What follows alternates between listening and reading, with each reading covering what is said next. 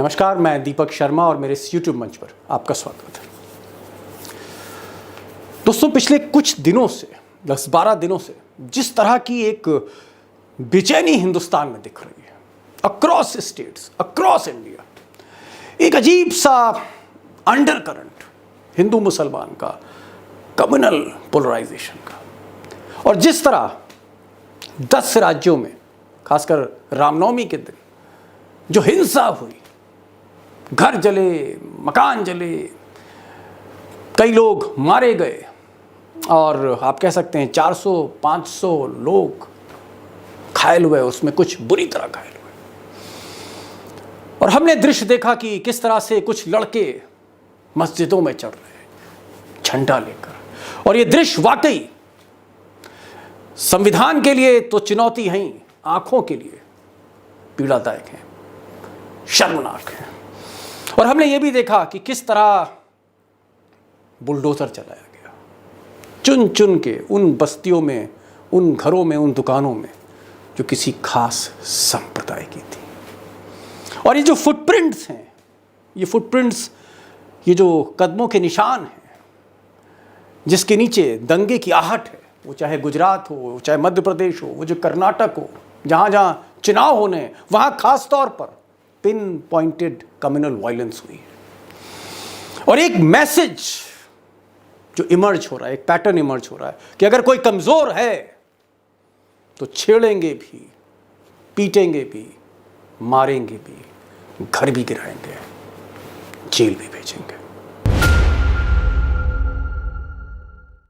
अब दोस्तों, इन घटनाओं का, ये जो सांप्रदायिक घटनाएं हुई हैं, इसका ब्यौरा मैं एक पहले वीडियो में दे चुका हूं, इसलिए बहुत तफसील से उस पर नहीं जाना चाहता। जो सवाल है वो सवाल ये है कि ये जो देश है, ये जो सरकार है, जिसे हम दुनिया की सबसे बड़ी डेमोक्रेसी कहते हैं, और इस सरकार में, इस व्यवस्था में एक चुनी हुई केंद्र सरकार है जिसका नेतृत्व मोदी जी करते हैं, एक न्यायपालिका है जिसकी साख है, पुलिस प्रशासन एग्जीक्यूटिव है, एक फौज है आईएएस, आईपीएस, पीसीएस, पीपीएस अधिकारियों की, वेल ट्रेन्ड ब्यूरोक्रेसी, कानून का पालन कराने वाली एजेंसी। और कहने वाले ये भी कहते हैं कि हिंदुस्तान में एक बहुत ही सशक्त, पावरफुल मीडिया है।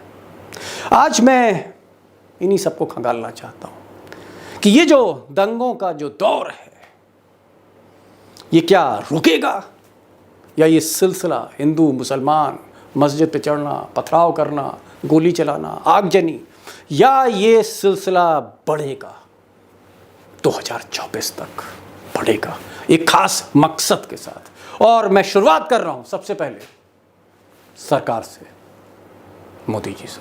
हर भारतीय को गर्व है अपनी इस विशेषता पर,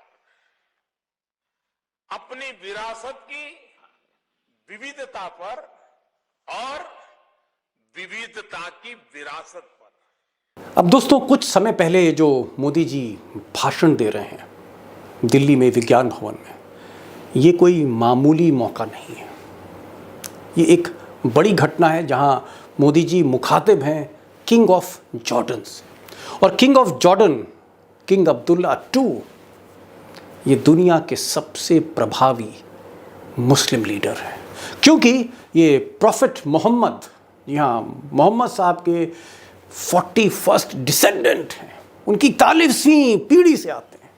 और इसलिए मोदी जी जो कह रहे हैं किंग ऑफ जॉर्डन से, अब्दुल्ला से, दिल्ली में, बहुत अहम है। और उसको ध्यान से सुनिएगा कि किस तरह की अश्योरेंस, किस तरह का भरोसा किंग अब्दुल्ला को दे रहे हैं हिंदुस्तान के मुसलमानों को लेकर। योर मैजेस्टी, अभी भारत में होली का रंग भरा त्योहार मनाया जा रहा है। इस माह के अंत में गुड फ्राइडे और कुछ हफ्ते बाद बुद्ध जयंती सारा देश मनाएगा। फिर कुछ ही समय बाद रमजान का पवित्र महीना होगा, जिसके अंत में ईद उल फितर में त्याग और पारस्परिक सौहार्द और सामंजस्य की याद दिलाएगा। ये कुछ उदाहरण उन अनेक भारतीय त्योहारों के हैं जो शांति, और सौहार्द के पर्व हैं। तो मोदी जी रमजान की पवित्रता के बारे में king Abdullah, king of Jordan को बता रहे हैं, और वो बता रहे हैं कि कितना पवित्र महीना है इबादत का, और वो ये भी बता रहे हैं कि रमज़ान हो या होली हो, बड़े शांति और सौहार्द से मनाई जाती है। दोस्तों, आजकल भी रमज़ान है, रमज़ान का पाक महीना आजकल भी है, और मोदी जी की बानगी और ये हकीकत आप देखिए कि रमज़ान के महीने में इस वक्त हिंदुस्तान में क्या हो रहा है।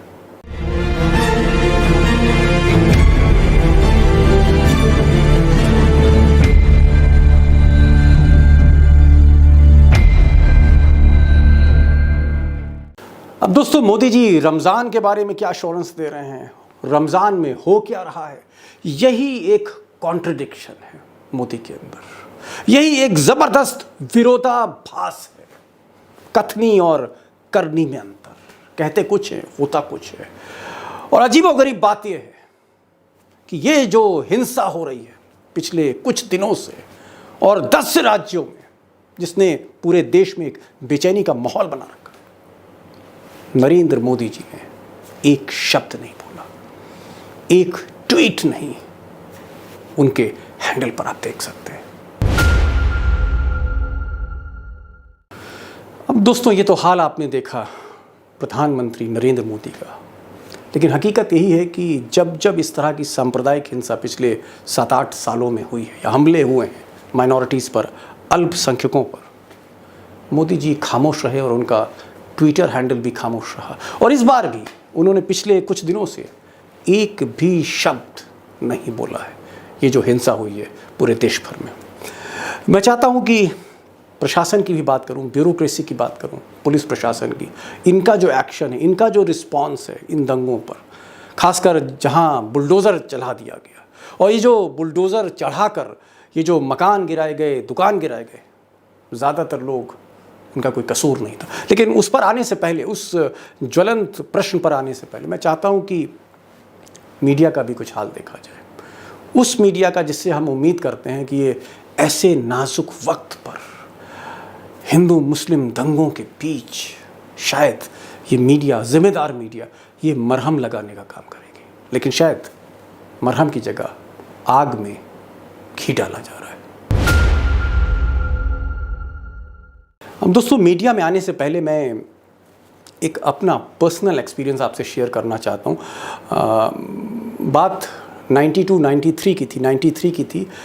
बाबरी मस्जिद ढहाए जाने के बाद उस वक़्त लखनऊ में दंगे हो रहे थे, और मैं वहाँ एक बहुत जूनियर रिपोर्टर था दैनिक जागरण में। मैंने एक खबर लिखी जिसमें एक मुस्लिम यूथ को गोली लग गई थी और उसकी डेथ हो गई थी, और मैंने उसका नाम लिख दिया, और जब नाम छपा उसका, तो अगले दिन जो हमारे न्यूज़ एडिटर थे SK त्रिपाठी, उन्होंने मुझे वार्निंग लेटर इशू किया और कहा कि तुम जूनियर हो वरना नौकरी से निकाल देता। ये एकदम गलत रिपोर्टिंग है, गैर जिम्मेदाराना है कि आपने दंगों के बीच बहुत इनसेंसिटिव रिपोर्टिंग की है। आपने कोड ऑफ एथिक्स को फॉलो नहीं किया, आपने आचार संहिता को फॉलो नहीं किया, और आचार संहिता कहती है कि दंगों के समय में आप मंदिर और मस्जिद तक नहीं बोलेंगे, आप किसी हिंदू और मुस्लिम उनको आइडेंटिफाई नहीं करेंगे। अब दोस्तों, ये तो उस दौर की बात हो रही है जब शायद इस तरह की रिजीम भी नहीं थी। बहरहाल, इस वक्त गोदी मीडिया की हम बात करने जा रहे हैं, और मैंने आपको सिर्फ इसलिए ये बात कही कि code of ethics, moral code of ethics आज भी हैं, आचार संहिता आज भी हैं, आज भी प्रेस काउंसिल ऑफ इंडिया है, आज भी नेशनल ब्रॉडकास्टर्स की एक एसोसिएशन है, एक एपेक्स बॉडी है, उसमें एक रिटायर्ड जस्टिस हैं, उसमें बोर्ड ऑफ डायरेक्टर्स है, और बाकायदा जितने चैनल हैं उसकी एक रेगुलेटरी बॉडी है। लेकिन इन सब के बावजूद, इस आचार संहिता के बावजूद, पहले एक नज़र देखते हैं कि इन दंगों के बीच में, इस बेचैन माहौल के बीच में गोदी मीडिया क्या दिखा रही है।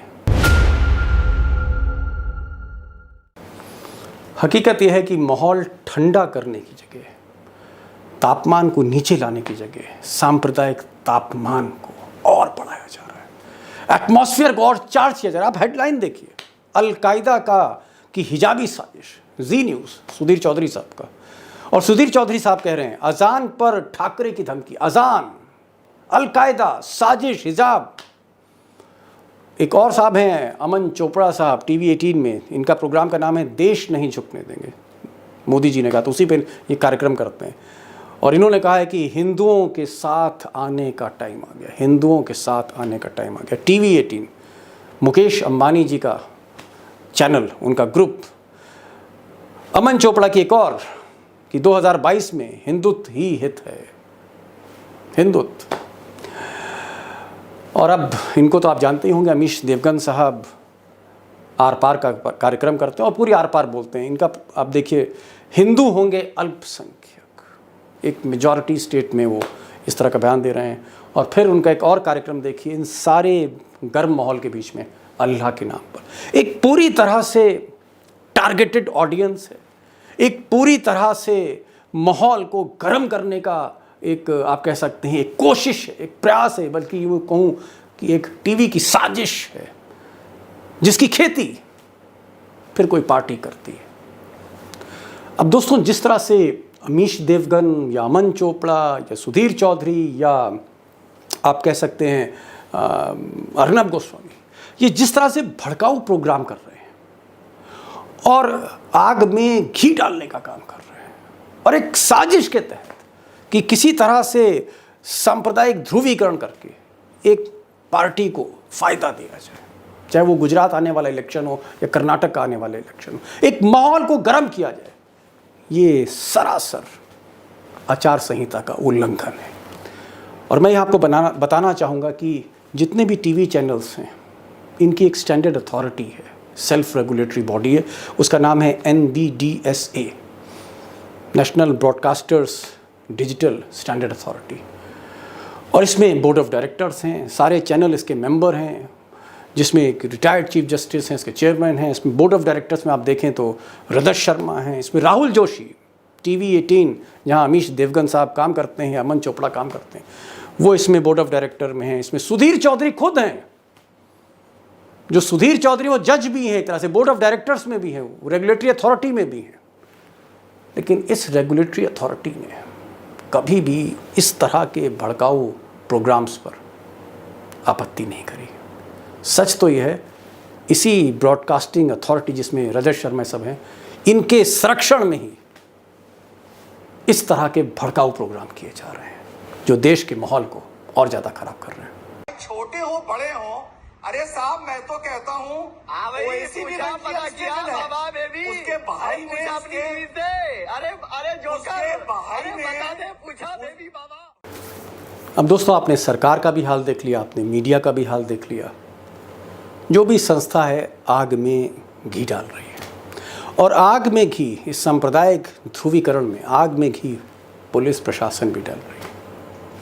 ज़्यादातर जहाँ जहाँ दंगे हुए, परमिशन दी गई, नहीं दी गई, जो जुलूस थे उन्होंने बहुत ही आपत्तिजनक नारेबाजी करी, पथराव हुआ, उसके बाद हिंसा और बड़ी, आगजनी हुई। और अक्सर जो रिपोर्ट्स आ रही हैं जहाँ जहाँ से, वहाँ पर पुलिस की कहीं ना कहीं ढिलाई है, सामने आई है। एक पक्ष के साथ छूट, एक पक्ष के साथ सख्ती हुई। लेकिन मध्य प्रदेश के खरगोन में सारी हदें तब पार हुई जब वहाँ के गृह मंत्री नरोत्तम मिश्र ने कहा कि जिन घरों से पत्थर आए हैं उन घरों को हम पत्थरों के ढेर में तब्दील कर देंगे। और फिर तकरीबन 16 घर और 29 दुकानें खरगोन के इस शहर में 5 मोहल्लों में गिरा दिए गए बुलडोजर से, और सरेआम गिराए गए। और ऐसा कहा जाता है कि FIR से पहले, जांच से पहले, किसी के बयान लेने से पहले, वो जो वीडियोस थे उनकी फोरेंसिक रिपोर्ट से पहले ये कार्रवाई करती गई। यानी वही मुद्दई हैं, वही तफ्तीश कर रहे हैं, और वही जजमेंट भी दे रहे हैं, वही बुलडोज़र भी चला दे रहे हैं, और सब कुछ 24 घंटे में, रात के बाद अगली सुबह सब कुछ हो गया। ऐसा कहा जा रहा है कि इल्लीगल स्ट्रक्चर्स गिराए गए, जो वहाँ के डिस्ट्रिक्ट मजिस्ट्रेट हैं, वहाँ के पुलिस अधिकारी हैं, अखबारों में मैंने बयान पढ़ा, वो कह रहे हैं कि साहब हमने इल्लीगल स्ट्रक्चर्स ही गिराए हैं। सवाल ये है कि खरगोन में लोग कह रहे हैं कि 50 जगह पर इल्लीगल स्ट्रक्चर्स हैं।